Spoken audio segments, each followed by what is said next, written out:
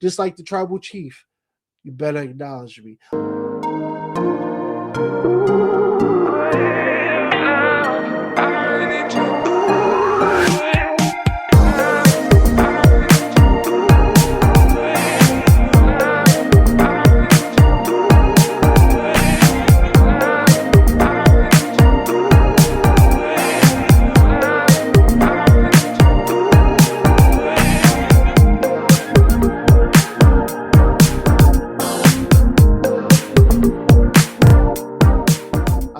Your host, the most charismatic man in entertainment. Welcome back to part two. We're going to be talking about, sports entertainment. And, as the great one used to say, nobody beats the most charismatic man, dead or alive. I am just the GOAT. I'm the GOAT. But, I hope you guys having a great week. You enjoyed part one talking about WWE. And I want to stay on that path. I want to talk about sports entertainment because so much is going on. We're in a new era, 2026, but we're also in a new era for the UFC. UFC is officially partnered with Paramount Plus. They signed the 7-year, $7.7 billion deal. So $1.1 billion a year for the UFC to be on Paramount. We're kicking this thing off. They have left the ESPN, and it's been a whirlwind so far. No more pay-per-views, which I think for fans, I think the pay-per-view model is outdated, and I'm going to talk about that in a second. But we're now doing a number of events for U.S. fans. We get to watch it an hour earlier. We don't have to pay pay-per-view prices anymore. Screw $80. I can get a lot of in-and-out fast food for that price, all right? So we get to save some money. But, the UFC kicked off their new partnership with UFC 324, Justin Gaethje, Patty Pimblett, a lot of new things going on. But I want to take this step by step because I want to jump too much. Paramount Plus, a lot of people are excited for this partnership. UFC is definitely happy about it. I think a lot of new changes is going on, a lot of new things are happening, and it's been off with a hitch. It's been great. Video quality has been phenomenal. Production value has been increased, and I think it's been better. But there has been some situations that happened so far in the first month that the partnership has started. So let's talk about Patty Pimblett, Justin Gaethje. You see, 324, the first pay per view to kick off this partnership after a 6-week break. So, I want to talk about the UFC 324 as a whole. I want to talk about the main event because this goes into a bigger point with the UFC and some of the things happening. So, obviously, previously I mentioned in episode part one of this episode that TKO brought WWE and it also brought UFC. They're merged together. And it's very clear and evident that since TKO has taken over, that the UFC and the WWE has shifted their focus. As storylines are important, but it seems more about the bottom line that's important. And one of the biggest reasons why I bring that up is a lot of people had a lot of comments and complaints about UFC 324's main event, Justin Gaethje and Patty Pimblett for the interim UFC light heavyweight championship, or lightweight championship, not light heavyweight. A lot of people felt like it was undeserved for either guy to be fighting for that interim belt without Arman Sarukian fighting for it. He's the number one contender, rightfully deserved. But Justin Gaethje, who was ranked number 4, Patty Pimblett, who was ranked number 5. A lot of people felt that Patty Pimblett was getting a push, that he had Dana White privilege, as they say, Dana White, president of the UFC, that the UFC wanted Patty Pimblett to become the next big star for the WWE, for the UFC, and they was going to do that any means necessary. So they was going to feed him Justin Gaethje. Everybody wrote off Justin Gaethje like he was some has been. They treated Justin Gaethje poorly even after he won. It seems to me a lot of people were sour on Justin for some reason that's weird. But one of the biggest criticisms about that was it seems that a lot of people complain about the matchups, and it's not about merit anymore. It's about entertainment value. where the rankings don't care. The UFC don't care about the rankings. Dana White is going to put on the matchups that he feels is going to make them the most money, with the people he feels could be big stars like Conor, John Jones, Ronda Rousey, that short list of megastars, because they don't have many outside of Alex Pereira, Charles Oliveira, Ilya Taporia, and Islam Makhachev. Um, a lot of people think that Patty was given the easy way to the title. Justin Gaethje was just, he complained enough to that the UFC just gave him the bone, but they really wanted Patty to win, so they have a major star for England, a major star for the UFC, and they also have a built-in storyline for whoever he's going to fight, whether it's the UFC lightweight champion Ilya Taporia or Arman Sarukian. It was built in for Patty Pimblett to be the breakout star of 324. A lot of people complained about the main event. They complained about how sloppy it was, how not technical it was, that Justin Gaethje and Patty was just swinging for the fences with no technique, and it was just sloppy all around. And that it goes to the bigger conversation about entertainment. It's not about sport anymore. It's about entertainment. Someone said this best, and I can't remember. I think it was Israel Adesanya, I should say, who said this best. Justin Gaethje is a specific fighter. He is my favorite fighter of all time outside of John Jones. No Justin Gaethje slander will be tolerated. Justin Gaethje fights a specific style. He's known for that. He's called the highlight for a reason. The most performance and night bonuses and all these bonuses of all time. The guy has never been in a boring fight ever since I've started seeing him years ago. Um, they complained about how he was swinging for the fences. Patty Pimblett was showing no fight IQ, no technique. They were just going balls to the wall violence. And that is not a proper main event. And that's why the UFC put that match together, because they don't care about the technique. They only care about who is more entertaining. And I just got to say, I push back on that narrative because, one, Justin Gaethje isn't John Jones. He never claimed himself to be. He's very technical, but only when it's necessary. He's like Dustin Poirier. They love the chaos. When they in there, they go for it. There's no I'm gonna sit here and hit you with a leg kick, run around for 30 seconds, get booed, and none of that. No, they go full blown out. And that's what he cares about. And that's what the UFC wants. Because Paramount, they paid a lot of money for the UFC. They need their investment back anyway. So why not give the first kickoff numbered event, not pay-per-view anymore, to someone they know is going to deliver, not only for the fans, but for Paramount? Because the bottom line is Paramount relies on subscribers. They need more people to subscribe. And now that they're paying so much money for the UFC, they need to recoup some of those losses. How do you get people to buy your program? How do you get people to buy that subscription? You give them something of value. Justin Gaethje and Patty Pimblett was that. The numbers came out after. Over 3 million people subscribed to Paramount to see that fight. And I'm sure some of those people subscribed anyway. But a lot of people subscribed to see that fight. And that's what they want. They need to recoup some of that money. And they delivered. Not every fight. One of the biggest things I see a lot of complaints about is people complain about, you know, fighters being boring, they're too technical, they're waiting, they're stalling, they're taking too much time, it's not enough action. When we think about, and I've talked to Damian DeBell, I've talked to James Lynch, UFC, well known. This is a sport where they care about social media. They care about going viral. What do you see when you see the UFC on social media? It's not some guy, hugging somebody. It's a knockout. It's something flashy. You see those brilliant moments and fights that they can post and get people. Oh, you saw that?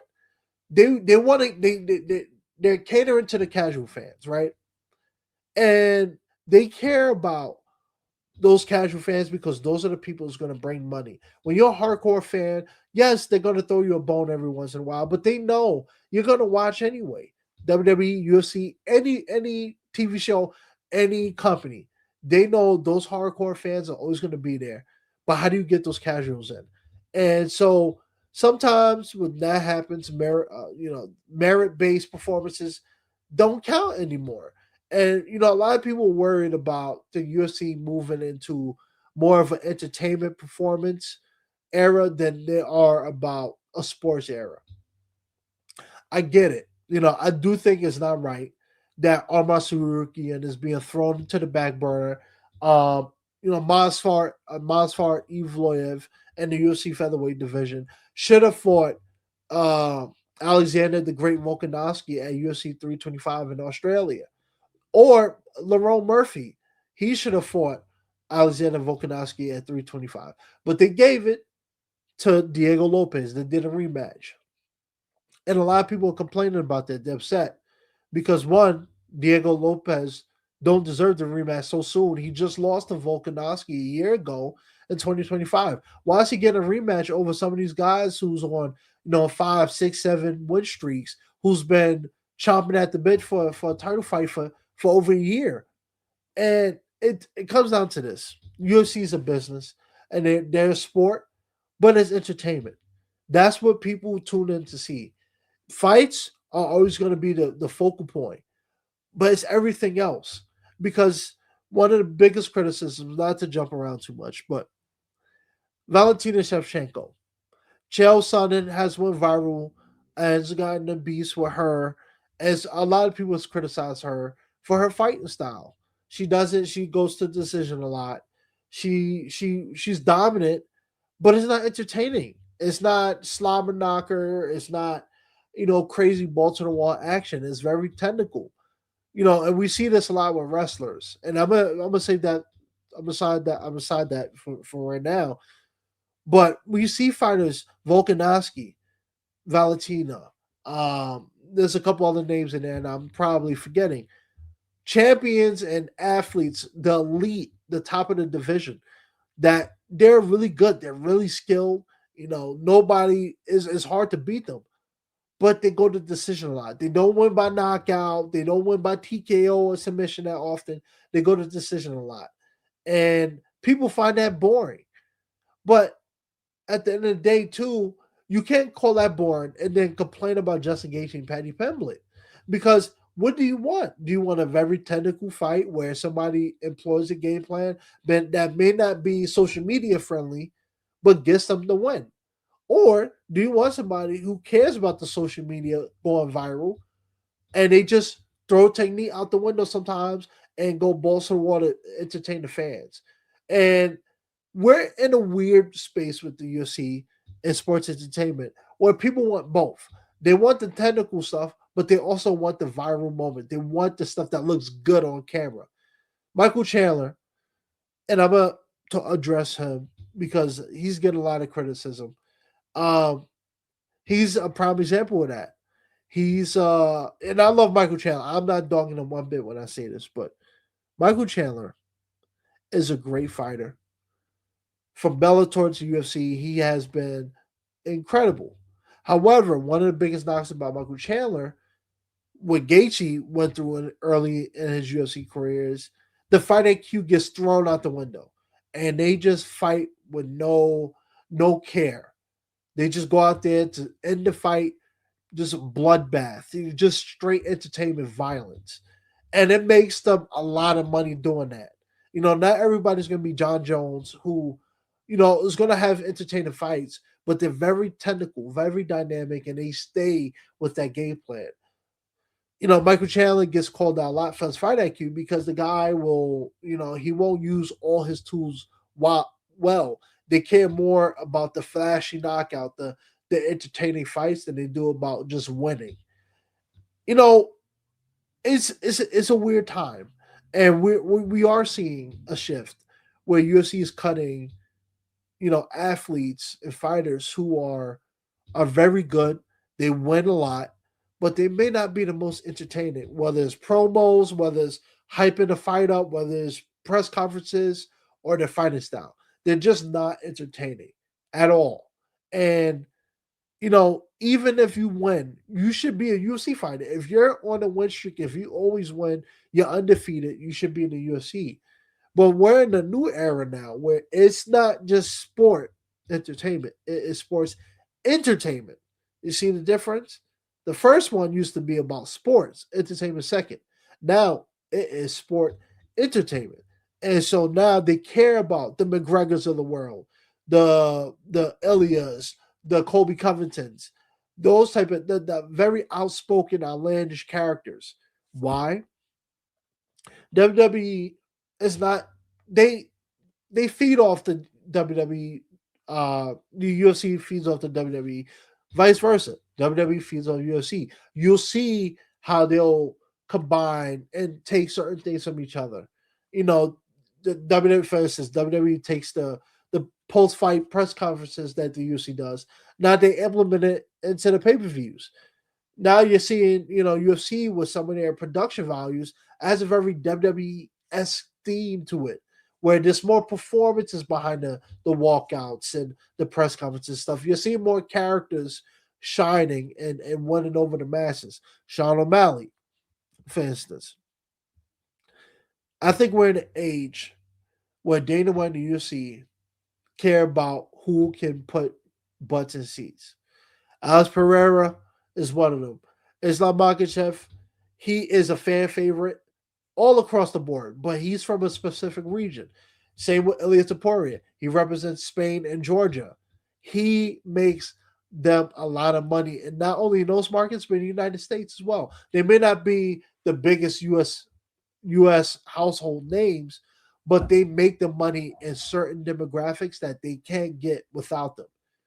Now in the United States, you have very few outside of John Jones. There's not many who can compete with him in terms of name value for the promotion. So now the UFC is in a tough place.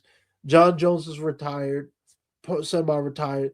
Conor McGregor, who knows where they stand at this point. Alex Pereira is near the end of his career. Who do you build up? How do you build up new names and new people for your promotion? You reward the people with the personalities. And it's always seemed in the last 5 years, even with ESPN, that the UFC valued people who knew how to market themselves. It makes their job easier, but it makes you more money and it makes them want to push you because you can lose 4 or 5 times. But if people are still willing to pay to see you, the UFC's making money, you're making money. It's a win-win. It's business. You could be a very dominant fighter who was great at fighting, but you don't sell yourself. You don't do a lot of press conferences. You don't do podcasts. You don't do interviews. You don't really hype yourself up. It's going to take you a lot longer to get to the title shot. And we've seen this with Bilal Muhammad. We've seen this with Masar Evloyev. We've seen it with Magomed Ankalaev. People like to mention race and religion and all of this. But if you break down to the core, it's the people who are really good but don't promote themselves. They always get pushed second but to the guy who may not be as dominant as they are, but they could go out there and put on a show. And people got their cameras out, they're ready to record them. Those are the people the UFC cares about. Do I think there is still some meritocracy in the UFC? Yes. But I do think they don't care about the rankings anymore. They don't follow certain rules that they used to anymore because the sport has grown. And so many people like to talk about how they used to do things in the past. Well, a lot of fighters aren't what they used to be. A lot of them are more skilled.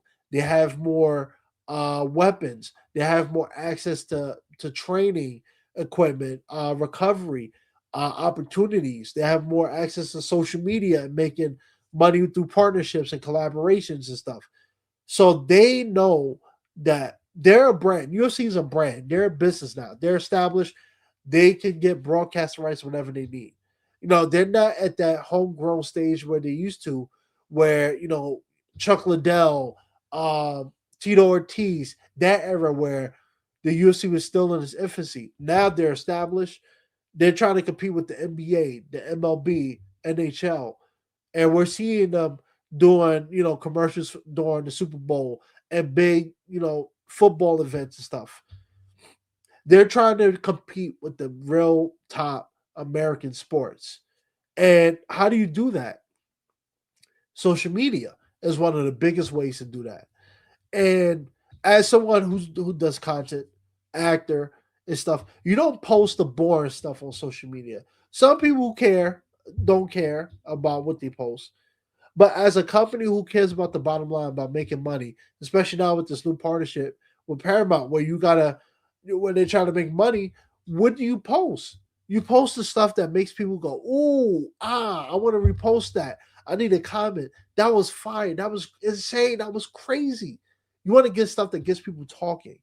How do you do that? You get people who like a Kobe, who say outlandish things in interviews, who has a character and a persona that you can clip and put on YouTube and get 500,000 views in 5 hours.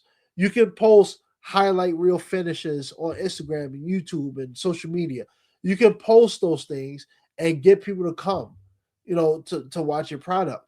You don't post the boring, you know, double leg, to wrestling. I'm not saying wrestling is boring, but that's where the company is now. How do you grow and expand to the casuals? And it's the same complaint with the WWE, but they're different. They're different in the sense that UFC is more, more violent and is fighting. And so I think the UFC definitely does need to take a step back. I think with the new partnership, having to step in and give Paramount a reason, and giving them giving them interest in their product. They want to give and reward the people they know is going to come out and show out and put on an amazing fight for Paramount and for the fans. But I also think they need to have some type of rules, have some type of backbone as well, because now it makes it hard for people who are trained in a discipline, who has a game plan, who wants to go out and win. How do you make more money? Well, sometimes now anymore, it's not about winning. It's about going out there, getting a bonus, and putting on a show, because that's when you get rewarded. You don't get rewarded for great performances. You get rewarded for finishes and entertainment. And I think that's just the nature of sports entertainment and entertainment in general. It's not about the skill level anymore. It's about the entertainment value, the entertainment factor. And it sucks as an athlete, as a UFC fighter, but I think it's a lesson to be learned. We're seeing this in acting right now, and I've touched on this before. Where they want to see your social media account. They want to see what you're doing outside of acting, because it makes it easier for them to market you, use you, see if they can benefit from your platform as well. And I think that's just the nature of the game. That talent, unfortunately, right now, it seems talent to some degree is taking a backseat to excitement. And Sugar Sean O'Malley, a lot of people criticizing him because now it looks like the UFC is going to give him another title shot. They're going to give Kamaru Usman a title shot who don't deserve it. And this is all subjective. I have no problem with Kamaru Usman getting a title shot against Islam Makhachev. But that just seems to be the theme that a lot of people complain about, is the people who deserve it aren't getting it. And the people who's had many opportunities at the same thing that other people want, they keep getting it because they have established themselves as the more popular fighters of their division. So they're going to keep getting handed easy opportunities and stuff like that. And I think that goes into a bigger theme, a bigger scale on what's going on. And I think part of the reason all of this is happening, and it's a controversial take, is the fans' fault. Why is it the fans' fault? Because I think fans have allowed UFC to get away with doing this. And what I mean by that is, they complain about the Sugar Shans, the Patty Pimlets, the people with the Dana White privilege of getting opportunities. Oh, you cut the line. You don't deserve it. This guy deserves it. He's on a 5-5 win streak. He's been chomping at the bit. The champion wants to fight him. Why are they doing this matchup? But the fans are the same ones that boo the Massars, the Laurel Murphys, the other names that you can list. They boo them because they might have a wrestling heavy approach. They don't finish fights nearly as enough as some of these other people. Sugar Sean O'Malley has had so many highlight reel knockouts that it's easy for the UFC to replay it over and over and over again, whether it's in a fight package or social media. And I think that fans is the cause for it. Because when you allow a company to get away with what they does for so long, it's hard to bring it back. The leash has been extended way too much. The boundaries have been crossed far too often and far too long that it's hard for them to establish that boundary. So, on one hand, the UFC does care about the rankings, who deserves what. But the fans also play a big part in how they dictate it because let's say UFC do give the fans what they want. A lot of times they go on the internet and they see people complaining about it. Oh, this fight was boring. Oh, this is horrible. I was not entertained. This was not fun. And then they complain about that. But then you get a Justin Gaethje fight and a Paddy Pimblett fight, and people are still going to complain, but they'll say this is way more entertaining than what I just saw last week.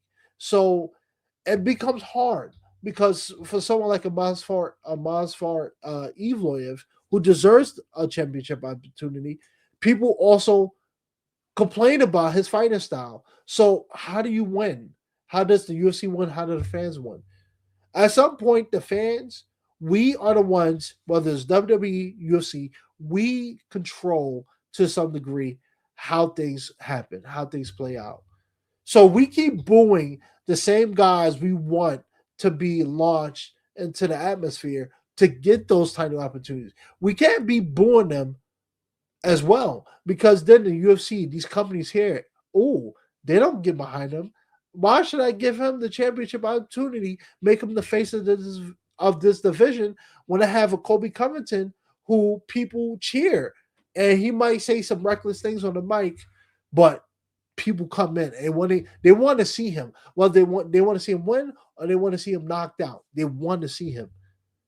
They become okay. Let's go with Kobe Covington right now, and then maybe if he doesn't win, we'll give it to the rightful guy who deserves to run um, the opportunity. So it's a slippery slope. I think fans we have to be cautious on how we use our voice because we also dictate how the UFC goes about these matchmaking opportunities as well. One of the things that I also want to talk about was fighter pay. So it was rumored and announced officially by Dana White that fighting of the night and performance of the night is going up. It's not $25,000 anymore, ladies and gentlemen. It is $100,000 now. And anybody on the roster on the fight night or the number card, anybody with a finish, whether it's submission, KO, TKO, they're going to get an extra 25,000 added to their paycheck. A lot of people celebrated this because the rules before was only the performance of the night, fighting night was 25,000, and then every once in a while the UFC might throw a guy who had a finish, a highlight reel finish on a card. Not exactly 25,000. It could be 5,000, 3,000, or 20,000. They'll just send them something off camera that they want to announce, which is fine. But inflation happened. A lot of people felt like it wasn't right, and now with this new deal, a lot of people are looking for more money. You know, you're making $1.1 billion a year. You telling me I can get a pay increase? These bonuses can go up. Dana White announces the new move, so a lot of fighters, especially lower entry fighters, they're gonna benefit the most because instead of just making whether they win or lose, instead of making 12,000 if they lose or 24,000 if they win, they could potentially make 125,000 or double their money. So It incentivizes people to go out and give their best performance. And that becomes the biggest issue because a lot of people complain about these bonuses and saying that it's incentivizing fighters to just go out there and get the finish. No matter the game plan, what their opponent does. Go out there and show out and show off. And that's how you get rewarded. And I think a lot of people are upset about it because now it's pushing this rhetoric that if you're not entertaining, if you don't go out there and make people happy and entertain, you don't get any extra money. You just get whatever your contract is, and that's it. And I'm in between because I feel like in one hand, yes, you do, and if they do want more Justin Gaethje's than they do Masvidal Evloev, and I'm using those names because if you watch UFC, you'll know who I'm talking about. These two names, especially Justin Gaethje. But they want more Justin Gaethje's in the world by far because Justin Gaethje not only is a great fighter, but he is entertaining. Nobody will ever say they ever saw a boring Justin Gaethje fight, and that's what the UFC wants. They want people to walk away and say, "Oh, I want to spend money to go see this guy live. I want to go spend money and get the subscription at Paramount or whatever platform they're on. I want them to buy merch. I want to buy this and that. I want to support." And I think that fire to pay has been a very contentious talk. I've talked about it numerous times here, so I'm not going to make this long. But I do think this is a step in the right direction. I think increasing the bonuses and allowing more athletes to make more money is always beneficial because it could go back to the original way where a lot of fighters, are still working 9 to 5 jobs, doing DoorDash. It's famous that the UFC champion Alexander Pantoja, former, he lost his title to Joshua Van in MSG in 2025. He was a DoorDash Uber driver right before he became champion. Imagine being a top 5 ranked UFC flyweight, light heavyweight fighter, and you're still doing DoorDash or working a 9 to 5 job just to make ends meet, to pay for your training camps, pay for your training, all that stuff. So yeah, the bonuses is not exactly world breaking, and there's still a lot of work to be done. But I do like the nice step, the step that they just took because now they're showing that they're willing to do something opposed to just talking about it. So now more fighters, at least the lower level fighters, the big John Jones, McGregor, Alex Pereira, Israel Adesanya, they may not care as much. But the guys who aren't at that level, who are still climbing their way up to the top, those are the guys who's going to benefit the most because now it gives you some financial flexibility and freedom to not only win, but also make some extra cash for you and your family. So, yeah, one hand is great, but second hand, yeah, I do think fighter pay still needs to be discussed. Justin Gaethje went viral during UFC 324 Fight Week. We said, hey, look, the UFC, they signed this big deal, and I'm not seeing a pay increase. So yes, I do think there is some conversations that need to be had about UFC fighter pay. Conor McGregor talked about how now he has to renegotiate his contract if he comes back to the UFC to compete. It's going to open up a conversation, especially when the companies, deals and partnerships and numbers come out. People are going to see this and they're going to want a piece of the pie. But I think it's well deserved. I think fighters deserve to get paid more, and the UFC deserves to earn more as well. They put the grassroots down. They got denied for over a decade from many major cities and venues, and now they're reaping the rewards of the hard work that they work for. So, fighter pay is always going to be contentious. I could go about that on all day, but at the end of the day, I do think the UFC has some work. There's some things that need to be addressed and discussed. Uh, and there's some cakes and stuff that Paramount. I want to give Paramount a shout out actually real fast because UFC 324 went off without a hitch, but a lot of complaints happened, whether it was from the amount of commercials, uh, uh, taking away certain things that us fans would love to see, walkouts, coaches' corners. They took that out and replaced for commercials. But this, with 325, they listened. They heard the fans. They cleaned up their act and they got that squared away. So I do want to give them credit that they are paying attention to the fans. It's still early though. It's still early February, so there's still 3 more years. Oh, 6 more years actually. 6 more years to go, but it's looking nice. I think as long as companies can listen to the fans, listen to the people who drive their business and help drive their bottom line, I think we're all going to win. I think we're all going to win. The UFC's going to win. Justin Gaethje them going to keep winning. But at the end of the day, this is it. The sports entertainment. It's entertainment factor. If you don't have it, you're not going to get it. And it's unfortunate. I don't like the way the UFC and the WWE is going in certain things. But that's entertainment. Acting is the same way right now. Music, same way. Anything involving entertainment, it seems more about the bottom line than it does about talent. And I hope that changes in the near future, that people stop caring about just dollar signs and care about the talent, because people want to see quality product as well, not just quantity. They want to see some quality there as well. So I think this has been a great episode. I'm in here, I'm getting all stuffy and all that stuff. But you know what? The sick can't hold me down.